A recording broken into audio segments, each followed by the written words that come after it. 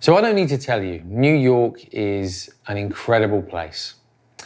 There's a constant flow of people, activity, buildings, energy. It's just constantly changing. And because it's changing so much, sometimes we may not even notice just how much it's changing. But as we look back over time, we start to see all the events that we've been through, all of the events that have happened in New York, some of them big, some of them small.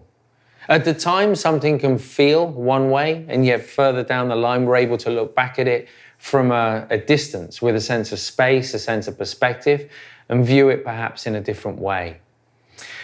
The great thing about mindfulness is that it teaches us this skill without us having to wait a long time to have that sense of perspective.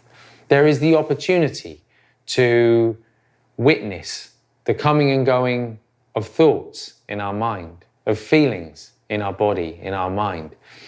And in doing that, we start to relate differently to what's going on around us in the world. It's not that we don't engage, of course we do. We recognize it, we feel it, but we're not caught up in a cycle of thinking it is forever. And that's really, really important.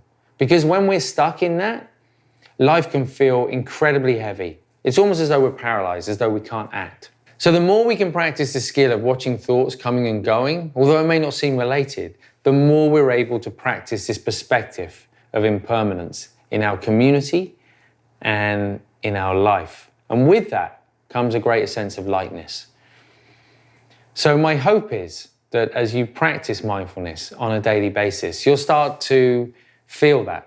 And you'll start to see perhaps emerging a sense of hope that this won't go on forever. Everything that has a beginning has an end. Yes, it is difficult right now, but coming together as a community and practicing these skills on a regular basis will allow us to get through it in a way that in time we can look back with a different perspective and hopefully with greater sense of peace of mind.